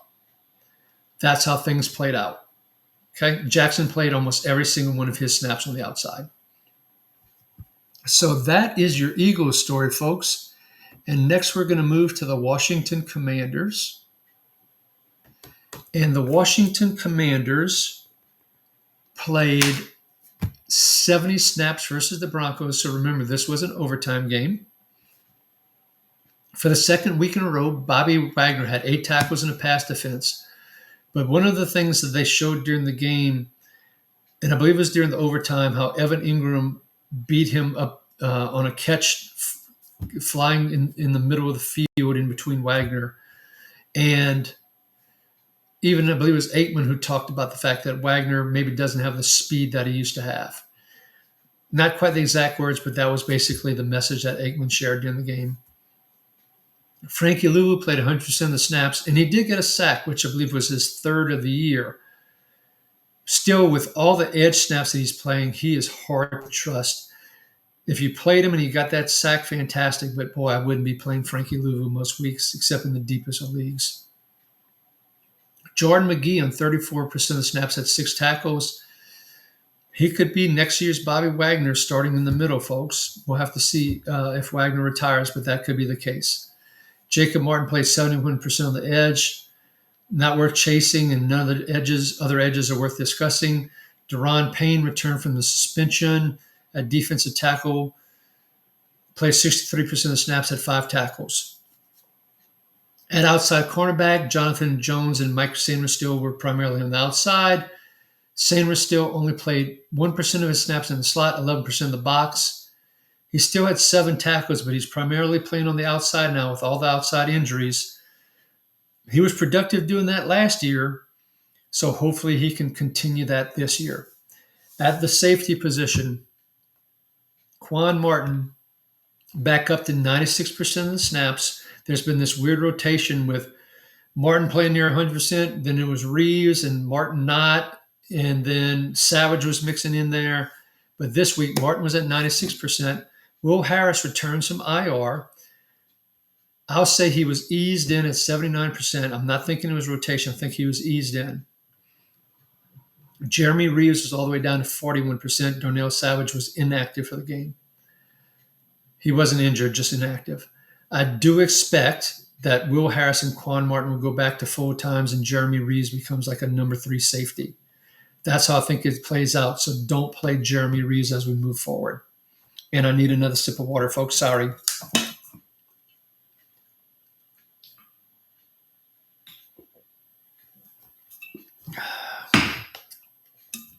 So that wraps up the Commanders. Let's move to the NFC Central and talk about the Chicago Bears. The Chicago Bears only played 54 snaps versus the Eagles because the offense was on the field so much running the ball and running the clock. The Bears defense did not have a single team snap. Now at linebacker, Tremaine Edmonds still on IR. TJ Edwards out with a hand and hamstring situation. Noah Sewell out. Ruben Hibbolite out. So DeMarco Jackson once again wore the green dot and played 100% of the snaps, but only had 5 tackles. Limited snaps as a team, plus this was a bad matchup against the Eagles, who don't give up a lot of points to linebackers. Amen Bamiga played 52% of the snaps as the number 2 linebacker and only had 2 tackles. If all those other guys are out again, you can play DeMarco Jackson. But if one of them is back, whether it be Edwards or Sewell, this will be interesting to see how it plays out. If Edwards is back, I expect DeMarco Jackson still with the green dot and Edwards as the number 2 linebacker in the will position. If Sewell is back, this could be very interesting. It could be Sewell as the green dot and DeMarco Jackson as the number 2. Not sure how that's going to play out. Hopefully it doesn't get that complicated, but DeMarco Jackson is still someone I'm not necessarily rushing to the waiver wire to pick up. Austin Booker was all the way down to 69% of the snaps. He needs to be volume-based because of the skills at this point in time in his career. And as it comes down from the 93% he played a couple of weeks ago, can't really use him. Montez Sweat, 76%, only 1 assisted tackle. Down game for him, but the Eagles' offense sucked. Didn't create a whole lot of opportunities for him. Kevin Byard and Jaquan Brisker both played 100% of the snaps, tied for the team lead in tackles with a whopping 6 each. Byard got his league-leading 6 interception, which is really helping to prop up his stats, someone I won't be chasing next year. Brisker jumped all the way to playing 63% deep after playing only 25% the week before. Byard always plays a lot deep. He was at 74%. Y'all probably want to hear about Chauncey Gardner-Johnson. He did play 100% of the snaps. He also had I apologize. He only had 3 tackles. He was aligned basically 100% of the snaps close to the line of scrimmage and actually had a 14.8% blitz rate, but unfortunately only 3 tackles. Kyler Gordon did come off of IR. He only played 67% of the snaps and only had 1 tackle. Kyler Gordon played 22% out wide, and the rest were close to the line of scrimmage. I thought Gardner-Johnson was going to hold off Kyler Gordon. At least that's what we talked about last week. And it looks like that's the case. Now, is there a chance that Gordon was being eased in? Yes, but as of now, it looks like it's Gardner-Johnson in that slot cornerback role. But be sure and look at the stats from Gardner-Johnson. He had that big week a few weeks ago. Hasn't done a whole lot since. So you may have better alternatives than Gardner-Johnson to play. Don't stay fixated on that one great game that he had a few weeks ago. All right, Jalen Johnson also returned from IR, but Tyreek Stevenson was out for this game. So we saw Nashawn Wright at 100%. Jalen Johnson eased back in at 61%. Kyler Gordon got some of those outside snaps, by the way. He played 22% out wide. And even Nick McLeod got some of those snaps as well. So I expect Jalen Johnson to be back 100%. But we have Tyreek Stevenson and Jalen Johnson and Nashawn Wright and Kyler Gordon and Chauncey Gardner-Johnson all active. Boy, there is some risk for some rotations there happening or some people getting left completely out in the cold. Just know that when you're setting your lineup, there is some potential risk if you're playing any of these Bears cornerbacks / slots. Okay? Next, let us move to the Detroit Lions. The Detroit Lions played 62 snaps against the Green Bay Packers on Thanksgiving Day. Marcus Davenport was activated from IR and eased in at 37%. He had no stats. I also expect Josh Paschal will be activated as well in the near future. And I hope that will help Hutchinson, as Hutchinson is doing okay, but not having the kind of year overall I was expecting, to be honest with you, even with him coming back from the broken leg. With Hutchinson back, with Davenport back, at least I think it was due to Davenport being back, Derek Barnes, who had been playing a decent amount of edge and Sam linebacker position, so defensive end / Sam, he was all the way down to 73%. So I think Davenport may have stolen those edge snaps from Barnes And I think that could increase. So Barnes may end up being in that 55 to 60% range before all is said and done. Be careful about playing Derek Barnes as we move forward because he was doing okay earlier in the year, but now I'd be worried about relying on him. Campbell and Anzalone both played 100% of the snaps. You continue to play those two. Kirby Joseph was out again, so Thomas Harper once again started in his place. That's 5 weeks in a row now and had 4 tackles. What was interesting, Kirby Joseph had a limited practice on Monday as they get ready for the Thursday night game against the Cowboys. But on Tuesday, today, had a DNP. My guess is we're not going to see Joseph again this Thursday night, but as we get into week 15, we will see Kirby Joseph return. We're not playing Thomas Harper as a side note, folks. Brian Branch led the team with 10 tackles and 2 pass defenses. And the last thing to mention, Terrion Arnold was put on IR. So that is the Lions. Let us now move on to the Green Bay Packers. And the Packers played 63 snaps versus the Lions. Micah Parsons played 91%, had a massive game with 8 tackles, 3 tackles for loss, 4 quarterback hits, 2.5 sacks. That's 12.5 sacks for the year, or I should say year to date. That's 5 years in a row for Micah Parsons that he's had 12 plus sacks. Pretty amazing what he's doing. Rashawn Gary, 70% of the snaps, 2 tackles. He's had no sacks in 5 games. So early in the year, I had this debate with one of our followers, and I wish I could remember who it was, and I apologize that I can't, but he was saying with Parsons back, it really should help free up Gary, and Gary got off to a great start. But now what we're seeing is even with Parsons back, as things have gone on, teams are adjusting. And while Parsons is still doing his thing, Rashawn Gary is not. At defensive tackle, Devontae Wyatt fractured his ankle and is out for the year. As a note from the Packers in general, Kenny Clark traded, Devontae Wyatt now out for the year. Carl Brooks has been injured. This could be trouble for their inside rushing defense. Now, that could be good for Walker and Cooper. It could be bad if the defensive tackles can't keep the offensive linemen off of Walker and Cooper. So it could be bad from that regard, or it could be good in that they get past the defensive tackles and they get to Walker and Cooper for tackles. It'll be interesting to see how this plays out. Speaking of Walker, and that's Quay Walker, of course, he was out once again with a stinger injury / shoulder injury. Isaiah McDuffie once again replaced him.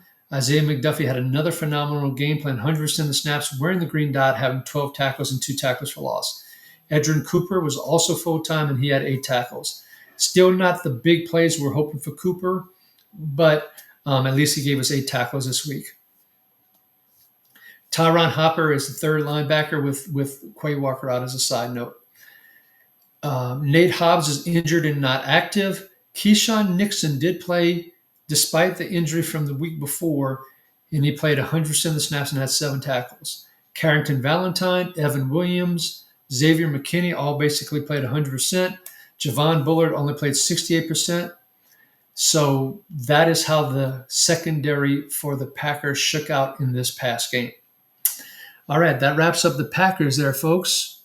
And let's go ahead and move on to the Minnesota Vikings. And boy, that was a really bad game for the Minnesota Vikings on offense. With the defense only played 67 snaps in this blowout game versus the Seahawks. Jonathan Grenard, as we start on the edge, returned after missing a couple of games. He only played 22% of the snaps.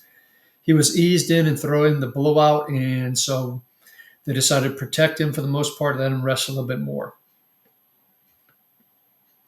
Now, Dallas Turner played 77% of the snaps. He had 5 tackles, 3 quarterback hits, 2 sacks. That's 3 games in a row with a sack for Dallas Turner. Andrew Van Ginkel played 79% of the snaps, had 5 tackles and a sack. Now, the question is there a risk to Grenard or Van Ginkel's playing time when Grenard is ready to go back full time? That's the big question. Ricky's answer is I think when we get to pass rushing situations, we're going to see all 3 on the field. Dallas Turner is still a little bit light in the pants, for lack of a better term. So I expect Grenard and Van Ginkel to be starting, Turner to come in on pass rushing situations and to but by the way, and to rotate some to give them some rest, they being Grenard and Van Ginkel. So I think you're going to see Turner in that 60% range and Van Ginkel around 80% and Grenard 75%. That's where I think this is going to play out for the edges. So Turner could still potentially be playable in that kind of scenario. Jonathan Allen played 84% of the snaps at defensive tackle. Jalen Redmond had 70%. Blake Cashman, 97% and only 9 tackles. Just missed having double-digit tackles again, but a really good game for him. Eric Wilson, I do need to apologize as his productivity had been coming down over the past few weeks. And we were worried that would he continue to play the same number of snaps? Would he get some productivity back? So we were actually suggesting that we back off a little bit on Eric Wilson. Well, we were wrong. I was wrong. He played 99% of the snaps and had a huge bounce back game with 11 tackles, 4 tackles for loss, and a sack. So continue to play Eric Wilson. Now, Theo Jackson was out, and that may have contributed to Wilson playing so much as well. I do need to caution on that. But for now, I think we can continue to play Eric Wilson. And the concerns that I mentioned earlier, looks like we were overly concerned about it and shouldn't have been. Harrison Smith played 96% of the snaps with 63% deep. Josh Meadows played 93%. He also played 63% deep after only playing 14% the deep the week before. So that was the Minnesota Vikings and how they kind of stacked up. Let's move on to the NFC South and let's move on to the Atlanta Falcons. The Atlanta Falcons played 66 snaps versus the Jets, and wow, the Falcons traded their first round pick because they thought they were playoff contenders, and boy, they were wrong. I think their head coach and their GM is in trouble, as a side note. But Caden Ellis played his typical 100% of the snaps and had 8 tackles, tied for the team lead with Divine Diablo, who also played 100%. Ronnie Harrison is the third linebacker with 32%. Notice I didn't say J.D. Bertrand's name anywhere. So, moving to the edge, Leonard Floyd, Jalen Walker, and James Pierce Jr. each basically played it right at 50%. Jalen Walker being down from the mid-60s, James Pierce being down from the high 50s, impacting their ability to be uber productive. Jalen Walker did get us a quarterback hit. James Pierce did get a sack. That's 4 weeks in a row with a sack for James Pierce, which is fantastic. But boy, at 50% of the snaps for a couple of weeks in a row, hard to trust a lot of productivity from that. So while they're improving, Walker and Pierce, hard to play them in our IDP leagues right now. At safety, Jesse Bates played 35% deep. Xavier Watts played 27% deep. Bates only 4 tackles. Watts only 2 tackles with a pass defense. So disappointing stats considering their alignment. As a reminder, Billy Bowman went to IR. D. Alfred has played the slot. He played 64% of the snaps and had 5 tackles and 1 pass defense. So D. Alfred in the right matchups is certainly someone that you can play in cornerback required leagues when he's going to get good playing time, because just like last year in 2024, when he plays, he is usually productive from an IDP perspective.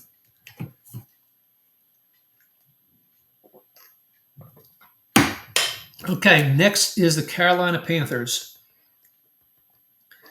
Carolina Panthers only played 52 snaps versus the Rams. And folks, I am sorry, my voice is going and I'm going to try and hang in there, so bear with me and I apologize for needing to drink more water than usual.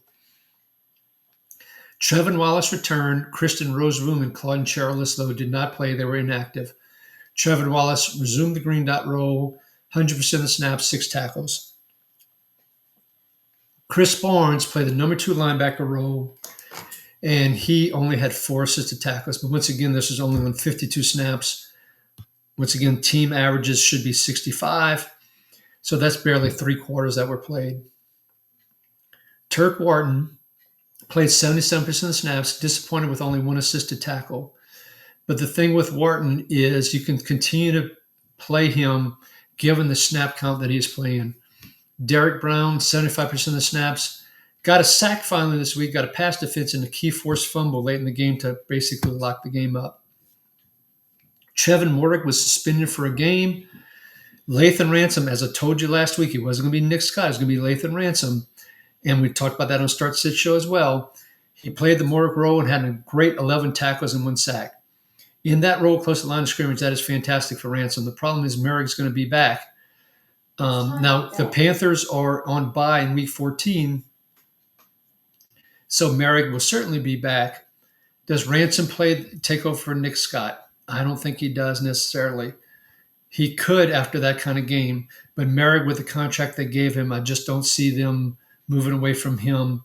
So I think Merrick continues to play that box role. And so if Ransom does play and he takes the Scott role, that means he's playing deeper, which will hurt his productivity. At cornerback, Corey Thornton went to IR. J.C. Horn was out with a concussion. So Mike Jackson and Shaw Smith-Wade were the outside corners. Smith-Wade went to the slot in 3 wide and playing 100% of the snaps and getting the slot snaps led Smith-Wade to getting those 6 tackles. As I mentioned, Panthers on bye in week 14. Let's move on to our New Orleans Saints. Played 59 snaps versus the Dolphins. Chase Young played 75%. Once again, a healthy snap rate. 2 tackles and a sack. That's 5 sacks in 7 games. This is the Chase Young I predicted would have a breakout year. I predicted he'd finish in the top 24. Don't know if he'll make it to the top 24 in total points, but on points per game, he certainly will be. Carl Granderson all the way down to 58%, but at least he finally did something. He had 3 combined tackles. Cam Jordan only played 39% of the snaps, but had 4 tackles, 3 quarterback hits, and two more sacks. That takes him up. I looked it up to 29 tackles and 6.5 sacks for the year. He does have defensive tackle eligibility on the MFL.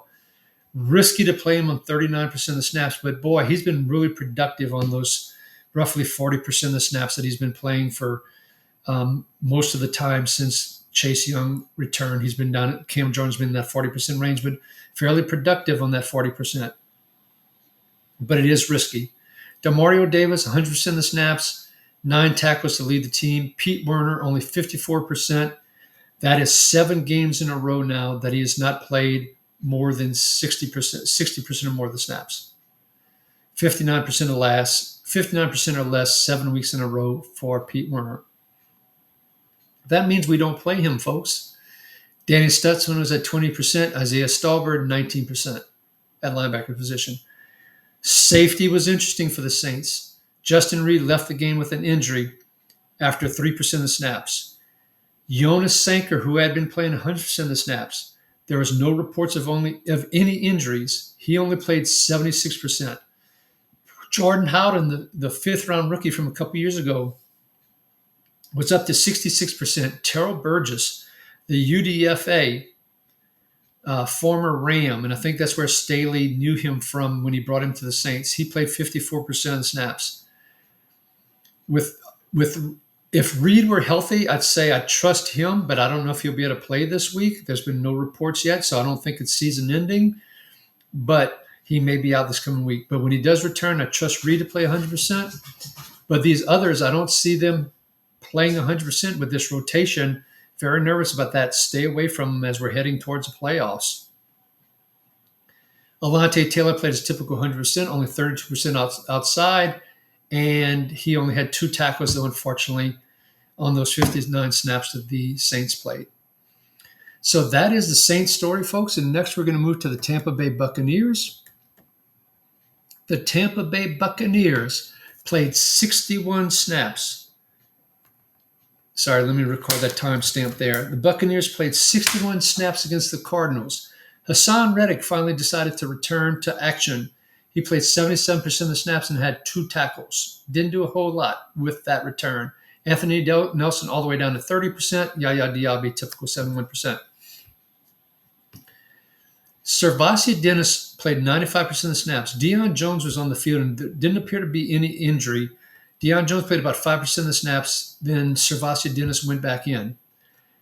Not sure if there was a coaching moment or something, but may have worked because he led the team with 11 tackles, including a quarterback hit. Lavonte David played 100% and had 6 tackles. No big plays, so that's what you can expect from Lavonte David when he doesn't have big plays. Tyke Smith, disappointing game, 98% of the snaps, only 28% deep. Only 2 tackles, but this is an outlier.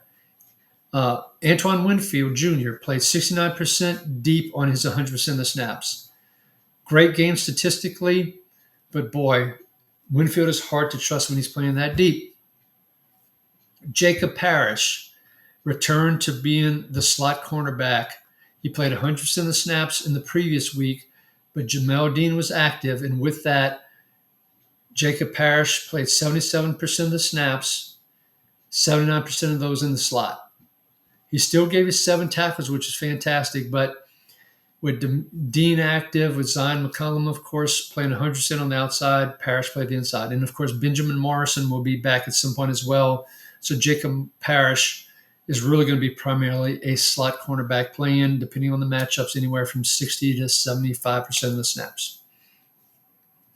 That wraps up the Tampa Bay Buccaneers story. And so let us now move on to the Arizona Cardinals. And the Arizona Cardinals played 61 snaps versus the Bucs. Josh Sweat played a little bit on the lower side of 56%. He had 2 sacks. He had 4 tackles, which is very unusual to get those extra tackles in addition to the sacks, as I talked about in last week's show. You can go to the Arizona bookmark in last week's show to check that out. Now, there's 1 sack he didn't even get credit for a quarterback hit on. I didn't see that specific play. So that means the quarterback went down right in front of him or fell in front of him, or maybe he chased the quarterback out of bounds or something. So he probably had 1 real sack and 1 lucky sack, but he gets credit for 2, and that's the way it works. And he got 4 tackles to boot. No other edge for the Cardinals played more than 50% of the snaps. No interior defensive tackle for the Cardinals played more than 53% of the snaps. Hard to play those others on those limited snap count. Mack Wilson, not yet off the IR. I believe it's week 15, so 1 more week before he's eligible to return. Don't know if he will yet, but just wanted to point that out. Cody Simon wore the green dot again, played 100% of the snaps and had 9 tackles, 1 or 2 more than I would have expected, but good for him. Keem Davis-Gather only played 57% of the snaps, but he led the team in tackles with 10. We've talked about him in the past, but ADG, he could play 57 to 65%, give you 10 tackles, or I believe last week he only had 4. That is the risk you're taking if you put him into your lineup. Budda Baker and Jalen Thompson both played 100% of the snaps. Baker had 9 tackles. Thompson only had 2 in a disappointing week for Thompson. Dadrian Taylor-Demerson continues to be inactive due to injury. Keaton Crawford, the rookie, was the number 3 safety this week, only played 23% of the snaps. He did have 5 tackles, but don't chase that on 23% of the snaps, folks. At cornerback, Max Melton was still out. Will Johnson was back, though, so Will Johnson and Garrett Williams were the outside cornerbacks. When they need a third cornerback, Denzel Burke came in. Garrett Williams moved to the inside, and meaning the slot. Now, when Melton comes back, I still expect Garrett Williams to play that same role with playing the outside and moving into the slot 3 wide and playing 100% of the snaps. I think it's Will Johnson and Max Melton. That might be some sort of a little bit of a rotation there in terms of who's playing more. Denzel Burke will move to the number 4 cornerback slot. That's how I think it plays out. I was actually hoping for more tackles from Garrett Williams, but that didn't happen. But Garrett Williams is not afraid to mix it up. But so he is someone, though, definitely to keep an eye on in cornerback required leagues, but just not quite yet ready to start him. Okay, let's move to the 49ers. There's some interesting things to talk about there. And as I record the timestamp for the 49ers, they played 63 snaps versus the Browns on a cold, windy day with a bit of a blowout game.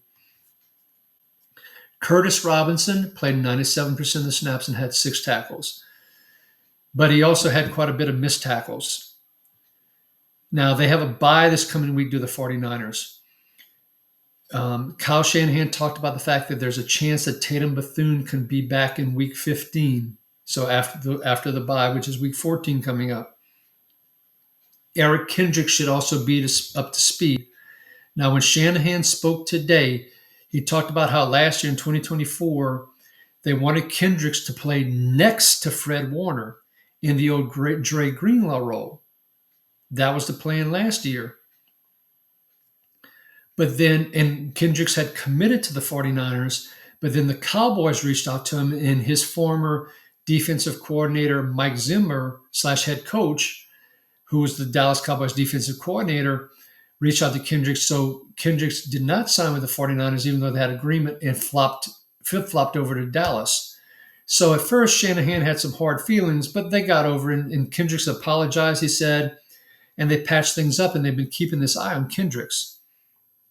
So with Warner out and with Bethune out and Robinson being the third middle linebacker and Robinson struggling, they went out, as we talked about last week, and signed Kendricks to the practice squad. Shanahan even talked about, I think I said today, but it was actually Monday, yesterday, that he talked about the fact that Kendricks really wants to play, and that really showed up in the fact that he was willing to sign to their practice squad to ramp up as opposed to directly to 53. There was also another article that came out, speculation by one of the beat writers, and I didn't record the name, my apologies, saying that maybe Bethune should be in on running downs and Kendricks should be in on passing downs and have those two platooning at the Mike position next with D Winters next to them. That would be horrible if it happened. So that's concern number one as we look ahead to week 15. Concern number two is if you think about what Shanahan said, that they signed Kendricks to play next to Warner. Is this a situation where Bethune and Kendricks take over as starters and D Winters ends up on the bench? Lots of questions, and I'm not sure the answer to this. Now, Bethune may end up not playing, and if that happens, then I think Kendricks goes to the Mike position, Robinson goes to the bench, and it's Kendricks and Winters, and everything's fine. But Bethune, if he is active in week 15, boy, there's a risk of playing Bethune and Kendricks and D Winters. Calling out the risk, folks. You have to look at your, when I call out all these risks, you have to consider who you have on your roster, matchups, all those kind of things. But I just want to make you aware and give you something to think about, that this could happen. Okay? Lots of risk in week 15 for the 49er linebackers, and I need a sip of water.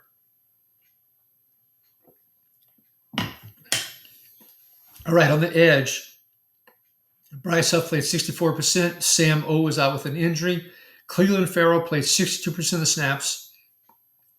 Amazing game for him. 9 tackles to lead the team and 2 sacks. This was against the Browns and Shadur Sanders. Keep that in mind. We're not chasing Cleveland Farrell. This is his 7th year. I looked it up. He has 21 sacks in 7 years. He had 2 in one game against the Browns. Do you think this might be an outlier? I think the answer is yes. Don't chase Cleveland Farrell.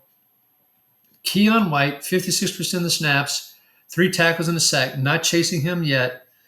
Someone for Dynasty I'm still keeping an eye on, and I have some hopes for, not as much as I did previously, but something we'll watch for. Jair Brown, 49% of the snaps deep on his 100%. He had 5 tackles just like the previous week. Unfortunately, he didn't get 2 interceptions like he did the previous week. He didn't have any interceptions. Malik Mustafa played 56% deep. He had 7 tackles and 1 pass defense. Mustafa had a really good game. He was showing up all over the field. Upton Stout played 60% of the snaps in the slot. He had 7 tackles. Out of that, he did not blitz at all after the previous week blitzing over 11% of the time. Guess they didn't feel like they needed to blitz against the Browns. Alrighty. And once again, I said it about 3 or 4 times. I'll say it one last time. The 49ers are on bye in week 14. So particularly for your Christian McCaffrey shares, your George Kittle shares, these linebackers we were talking about, these safeties, you need other options in week 14. Let us now move on to the Seattle Seahawks. And the Seattle Seahawks only played 52 snaps versus the Vikings in that blowout game where the Vikings offense was atrocious, as I mentioned earlier. Good news is Ernest Jones returns from injury. He only played 90% of the snaps because of the blowout game, but boy, 12 tackles, 2 interceptions, including that pick 6. Phenomenal game for Jones. And of course, When you get an interception, you get a pass defense. So he had a couple of pass defenses, 2 interceptions, 2 pass defenses. Okay, that's how that works for those that weren't familiar. Drake Thomas played the number 2 linebacker role. He only played 60% of the snaps, 5 tackles, 2 quarterback hits. He got a half a sack as well. Nick Emanwari played 96% of the snaps, disappointing with only 4 tackles. But once again, over 90% of the snaps were close to the line of scrimmage, in the slot, in the box, along the defensive line, and he blitzed 8% of the time, which was nice. Speaking of blitz 8% of the time, let's talk about Devin Witherspoon. He played 96% of the snaps, only 56% outside after only 55% the week before. Great news with that trend. We like it when he plays 100% and he starts outside and moves to the inside. Wouldn't mind a few more on the inside, like Alontae Taylor, but we'll take this. He had 7 tackles. He also blitzed 8% of the time to Devin Witherspoon. When they were in 3 cornerback alignment, Josh Jobe and Reek Woolen on the outside, Devin Witherspoon in the slot. That's how it's playing for the Seahawks right now. Byron Murphy continues to be a stud, a number 1 defensive tackle, meaning a top 12 defensive tackle. 73% of the snaps, another sack for him. Love some Byron Murphy II. Leonard Williams only played 56% of the snaps due to a blowout. He still had a nice stat line before he left. DeMarcus Lawrence, because of the blowout, and remember his age as well. He's, 33, if I remember correctly, or almost 33. He was all the way down to 39% due to the blowout. In normal games, I expect him to be in the 65 to 68% range. Uchenna Nwosu was at 56%, Derek Hall 54%. That's roughly where I expect those two as well. Boy Mafe was all the way up to 54% from the previous week when he was in the 30s. He picked up a lot of those DeMarcus Lawrence snaps because of the blowout, but I expect Mafe to be down in that 35 to 40% range. That's how the Seahawks edge rotation I expect for things to play out. So that concludes all 32 teams, and now we're going to move to the waiver wires, the waiver wire pickup. So I do want to share how I decided to do this going forward. I'm going to be looking for players with major playing time shift, where there's been injuries that have an impact, where there's been someone where we were kind of monitoring and waiting for a multi-week playing time productivity trend. So those are the 3 things I'm going to use to pick people for the waiver wires. And also pay attention to the caveats that I'll call out as I go through the waiver wire list. I also want to add that you have to have a drop.